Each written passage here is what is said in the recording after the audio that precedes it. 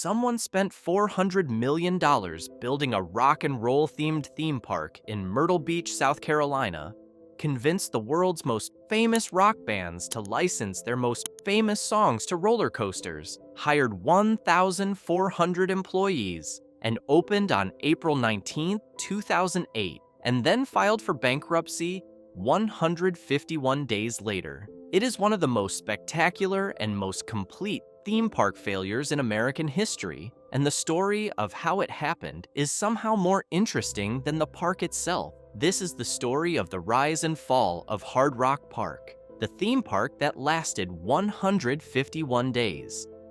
The idea: a theme park built for rock fans.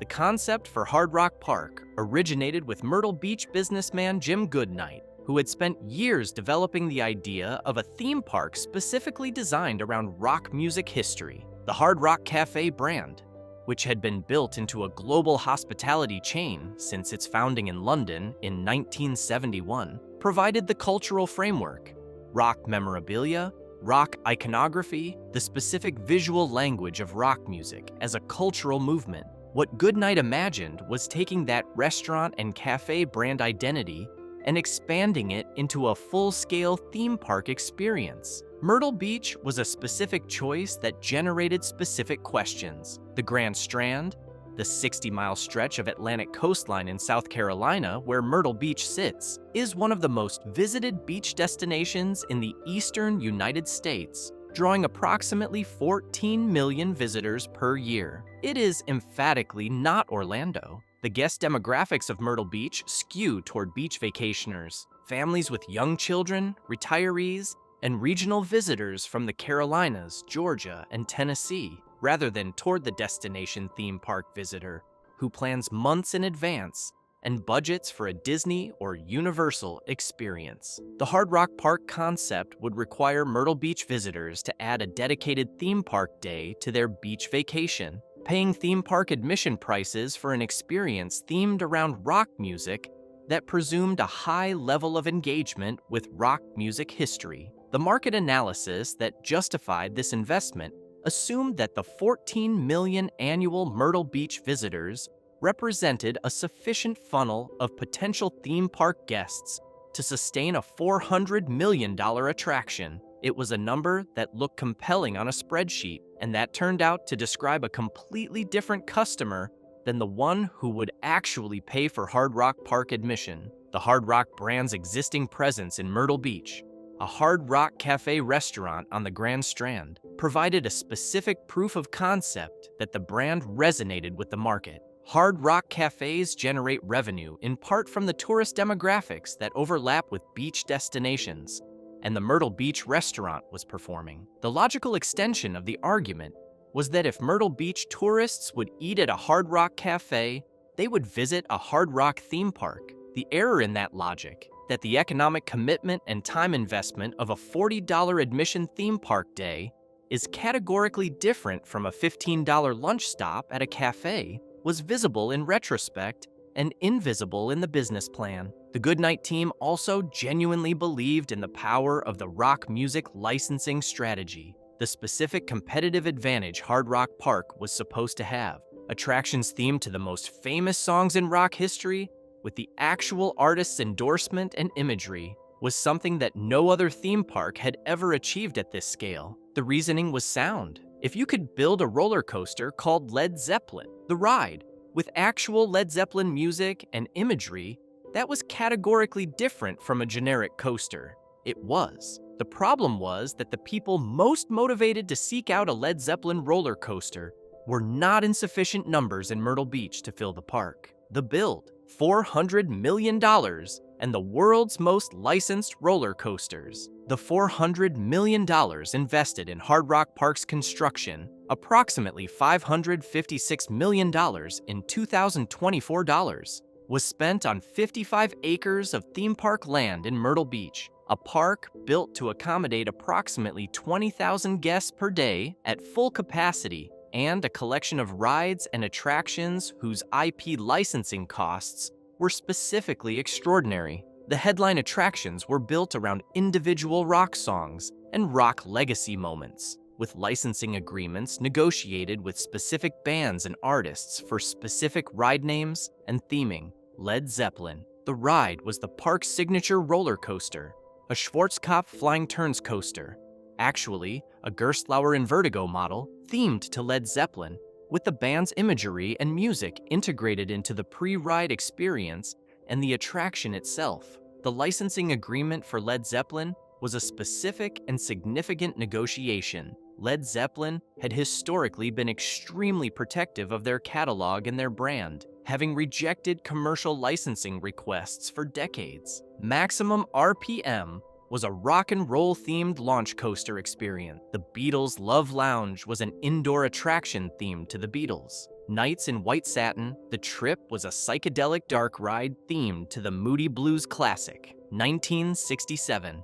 Whole Lotta Love, the AC/DC themed attraction, was another licensed rock track experience. The sheer ambition of building multiple rides around individually licensed rock songs, each requiring separate negotiations with artists, estates, and rights holders, was genuinely unprecedented in the theme park industry. No previous park had attempted to build this many individually licensed musical IP experiences simultaneously. The licensing costs were real and significant, and the ongoing royalty obligations created a specific financial structure in which the park needed to generate substantial revenue, not just to cover operating costs, but to service the licensing payments built into the attraction agreements. The Led Zeppelin licensing specifically deserves documentation. Led Zeppelin, Robert Plant, Jimmy Page, John Paul Jones, and the estate of the late John Bonham, who died in September 1980, had been among the most licensing-averse major rock acts in history. The band had never licensed their music for commercial advertising and had turned down offers from major corporations throughout their career. The Hard Rock Park negotiation was different from a standard advertising licensing pitch because the ride named after them was a genuine physical tribute to the band's legacy rather than a product endorsement. The specific terms of the agreement were not publicly disclosed, but the fact that Led Zeppelin agreed at all was documented as a significant cultural moment in rock licensing history. The construction of 55 acres of theme park from scratch in Myrtle Beach also involved the specific challenges of the coastal South Carolina environment, the soil conditions, the hurricane vulnerability, and the need to design attractions that could withstand coastal weather while providing the guest experience appropriate for a premium theme park product. The park's physical construction was completed on schedule and within the budget parameters. The construction execution was not the problem. The problem was the market the construction was serving. The choice of Myrtle Beach over alternative sites, Orlando, Las Vegas, and Nashville, were reportedly evaluated as potential locations, was made based on the combination of the existing Hard Rock brand presence, the Myrtle Beach tourism numbers, and the specific opportunity to establish a park in a market that did not have a major theme park. The absence of competition seemed like an advantage. It was actually evidence that the market had been evaluated before and found insufficient. The opening, April 19th, 2008. Hard Rock Park opened on April 19, 2008 in Myrtle Beach, South Carolina. The opening was covered by entertainment and theme park media, generated genuine excitement among rock music fans who had been following the development, and produced the kind of first-day enthusiasm that any new theme park opening generates regardless of its eventual fate. The park's theming was genuinely elaborate. The attention to rock memorabilia, the period-specific decor, and the level of detail in the attraction's musical integration were documented by enthusiast reviewers as genuine and well executed. The immediate problem was apparent from the first week. Attendance was significantly below projections. The park had been designed and financed based on an attendance model that projected between 3 million and 4 million visitors in the first year of operation. Roughly 8,000 to 11,000 guests per operating day during a season that ran from April through October. The actual attendance in the first weeks was significantly below this. The Myrtle Beach market was not converting to Hard Rock Park at the rate the financial model required. The specific conversion problem, A Myrtle Beach family arriving for a beach week had to make an active decision to spend a day at Hard Rock Park instead of on the beach or at one of the other cheaper entertainment options available in the Grand Strand. Myrtle Beach has miniature golf, water parks, go-kart tracks, arcades, and a dense entertainment corridor of lower-cost options. A themed attraction selling tickets in the range of $40 to $50 per adult was competing against a beach that cost nothing and against entertainment options priced significantly lower. The rock music theme, which was the park's entire identity and the primary justification for the licensing investment, was most relevant to adults in their 30s, 40s, and 50s who had grown up with classic rock. These adults were generally the parents of young children, and young children did not particularly care about Led Zeppelin theming on a roller coaster. The demographic that would most appreciate Hard Rock Park was not the demographic that dominated Myrtle Beach's family vacation market. The park's ticket pricing was in the range of $42 for adults and $38 for children at the full walk-up rate, competitive with regional theme parks, but significantly higher than Myrtle Beach's other entertainment options. Myrtle Beach's specific economic character is important context. The Grand Strand serves a tourist demographic that skews toward value-conscious family travelers from the Carolinas, Georgia, Virginia, and Tennessee, rather than the higher-income destination traveler who plans and budgets for an Orlando vacation. The median spending per day per visitor in Myrtle Beach is documented as significantly lower than in Orlando,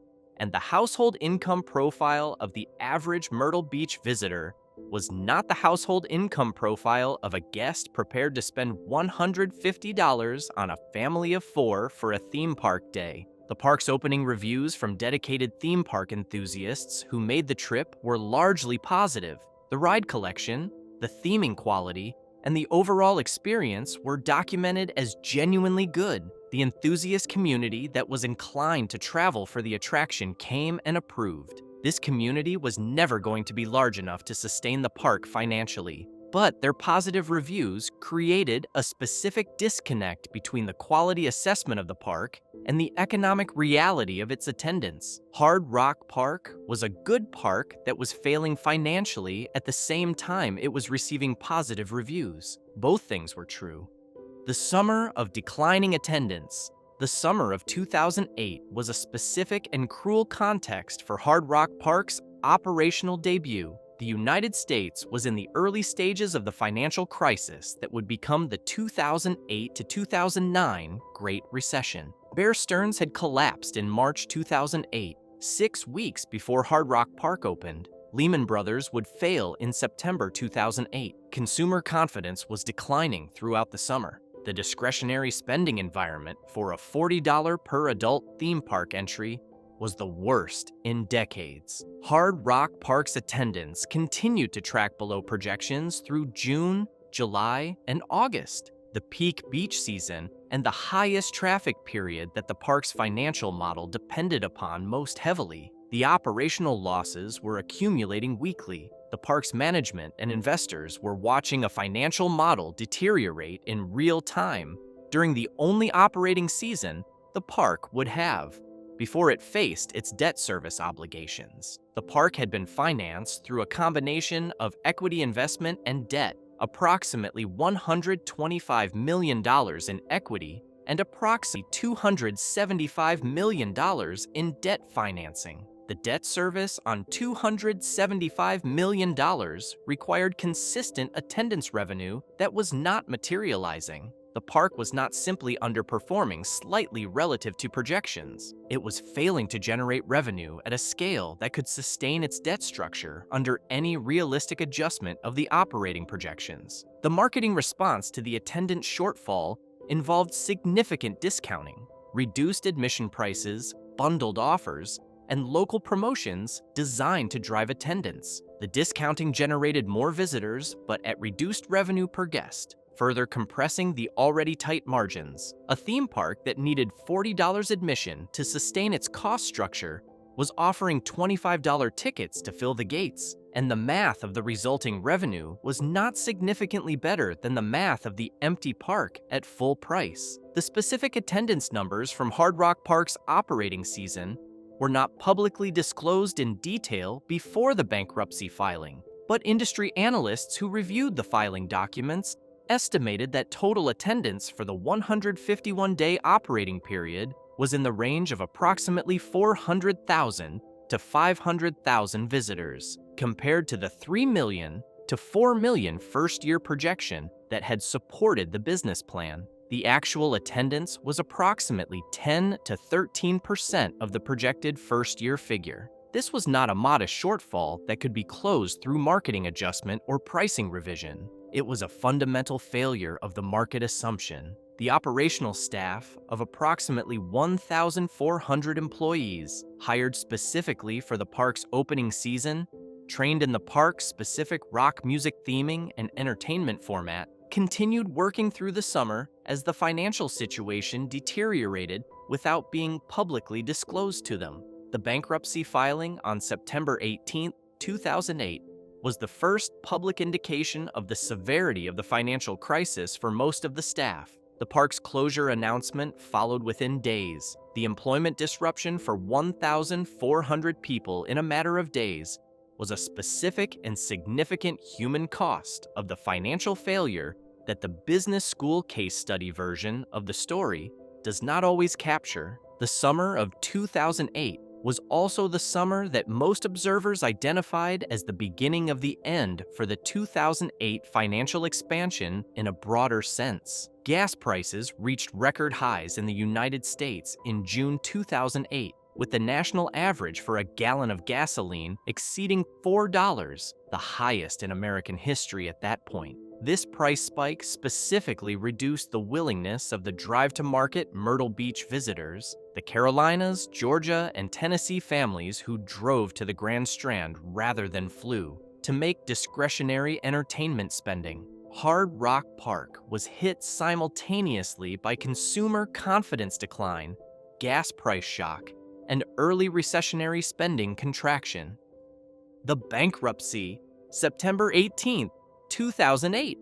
Hard Rock Park filed for Chapter 11, bankruptcy protection on September 18, 2008, 151 days after opening. The park was closed to visitors on September 22, 2008. The Chapter 11 filing was specifically described as a reorganization attempt rather than a liquidation. Management intended to restructure the debt, find new investors, and reopen the park for the 2009 season. The bankruptcy filing listed debts of approximately $144 million against assets of approximately $55 million at the time of filing. The creditors included the construction contractors, the ride manufacturers, the equipment suppliers, and the various licensing partners who had negotiated the rock music IP agreements. The creditors list was a specific documentation of every component that had gone into building the park, and how far short the revenue had fallen from the amount needed to pay for it all. The reorganization attempt continued through the winter of 2008 to 2009. New investors were sought. Revised operating plans were developed. The fundamental problem that the Myrtle Beach market had not supported the attendance model that justified the $400 million investment was not a problem that reorganization could solve. The market was what it was. The debt was what it was. A restructured version of Hard Rock Park would still be operating in Myrtle Beach with the same market constraints that had defeated the original. As theme park industry analyst and author Tim Baldwin described the core of the failure, Hard Rock Park built the right park for the wrong city. If you took that park and put it in Orlando or in Las Vegas, it might have worked, but Myrtle Beach is a beach destination, not a theme park destination. The 14 million visitors don't come to Myrtle Beach for a theme park experience. They come for the beach. The bankruptcy proceedings produced specific creditor documentation that illuminated the park's financial structure. The secured creditors, the construction lenders who held the first claim on the park's assets, were owed approximately $160 million. The unsecured creditors, which included ride manufacturers, suppliers, and licensing partners, held additional claims totaling tens of millions more. The combined debt structure far exceeded any realistic valuation of the park's physical assets at liquidation prices, which are always substantially below replacement cost. The Chapter 11 reorganization filing was accompanied by efforts to find new investors or buyers who would continue operating the park. The appeal of Hard Rock Park as an acquisition target was genuinely limited. Any new operator would be inheriting a park whose business model had been comprehensively tested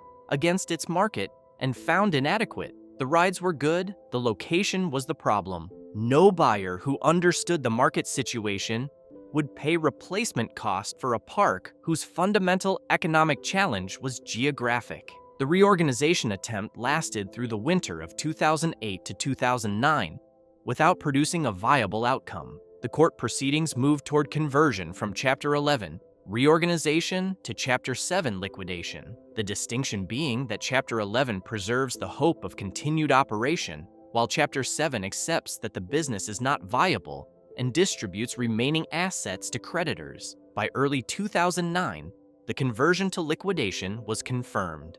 The liquidation and what came after. The reorganization attempt collapsed without finding viable new investors. The park's assets, including the rides, the equipment, the buildings, and the licensing agreements, were liquidated in bankruptcy proceedings. The park property itself was subsequently acquired and reopened as Freestyle Music Park in the spring of 2009, operating for a single season before closing again. The property then sat idle before being redeveloped. The ride assets were the most immediately tangible part of the liquidation. Led Zeppelin, the ride, the signature attraction, was eventually sold and shipped. Other attractions were similarly liquidated to creditors and secondary market buyers. The physical park infrastructure, the rides, the structures, the theming elements, was disassembled and distributed as assets in a bankruptcy sale. The Hard Rock Cafe brand itself, the global restaurant and hotel chain that had licensed the Hard Rock name and brand to the park,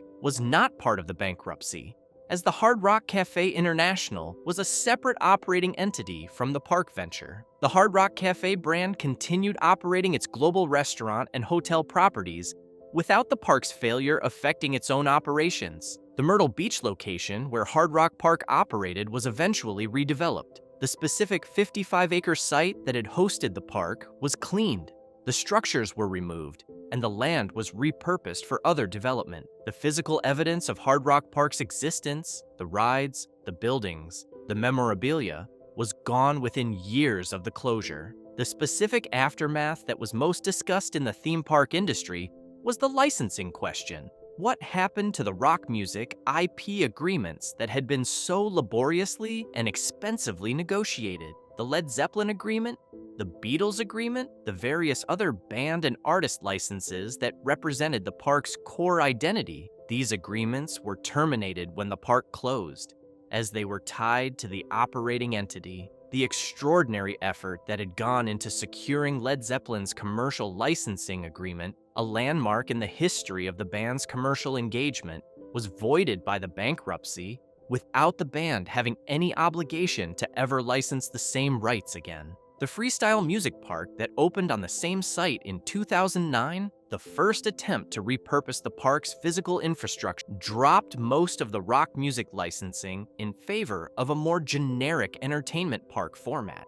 The Led Zeppelin coaster was renamed Maximum RPM, and the specific rock music IP that had been the central identity of Hard Rock Park was replaced with a more conventional regional amusement park offering. Freestyle Music Park lasted one season before closing in October 2009, confirming that the Myrtle Beach market's challenge was not specific to the Hard Rock branding, but was a fundamental issue with the economics of a major theme park in that location. The Hard Rock brand itself went through its own corporate journey in the years following the park's closure. Hard Rock International was acquired by the Seminole Tribe of Florida in 2007, just before the park opened, for approximately $965 million. The Seminole Tribe's ownership of the Hard Rock brand, in combination with their gaming operations, produced a significant Hard Rock hotel and casino expansion that continues to grow globally.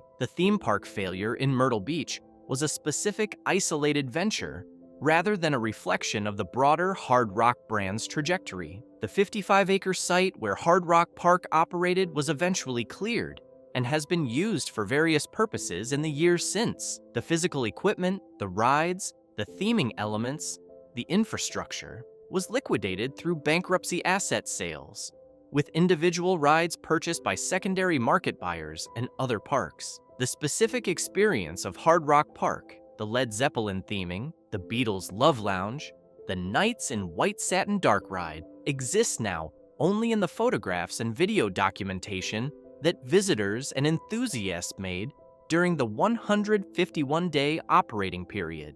What Hard Rock Park teaches about theme park economics. The specific lessons of Hard Rock Park's failure are documented in theme park industry analysis and business school case studies in ways that make it one of the cleaner examples of the financial dynamics of destination entertainment. The first lesson: market selection is the most consequential single decision in theme park development, and it cannot be fixed by the quality of the attraction. Hard Rock Park was, by the accounts of people who visited it, a genuinely good theme park. Well-designed, well-executed, interesting, and authentically themed in ways that delivered on its concept. The park's failure was not a quality failure, it was a market failure. The attraction worked. The location did not work for the attraction. The second lesson: the licensing cost structure of Hard Rock Park was itself a vulnerability. A park whose attractions are individually licensed to specific songs and artists carries ongoing royalty obligations that do not decrease when attendance falls. The rock music licenses that made Hard Rock Park uniquely interesting also made it expensive to operate in ways that conventional theme park rides themed to original fictional characters are not. When attendance declined, the licensing obligations did not decline proportionally. The cost structure was partly fixed by the terms of agreements made when the business plan projected 3 to 4 million annual visitors. The third lesson is the timing lesson, and it is the one that is most difficult to plan around. Hard Rock Park opened 6 weeks after Bear Stearns collapsed and closed 6 weeks before Lehman Brothers failed. It operated its entire 151-day existence during the most severe deterioration in American consumer confidence since the early 1980s. A different financial environment in 2008 would not have solved the market selection problem, but it would have given the park more runway, more time to find its audience, adjust its pricing, and develop the regional loyalty that could have sustained it through a difficult first year. The combination of the wrong market, the licensing cost structure, and the catastrophic economic timing produced the specific arithmetic of 151 days. No single factor alone would have been fatal. Together they were. There is a fourth lesson that the Hard Rock Park case illustrates, specific to the regional theme park industry: the challenge of building a destination park in a non-destination market. The distinction between destination parks and regional parks is fundamental in the industry. Disney World and Universal in Orlando are destination parks, where guests specifically travel to the city because of the parks. Hershey Park in Pennsylvania, Busch Gardens in Williamsburg, and Carowinds on the North Carolina-South Carolina border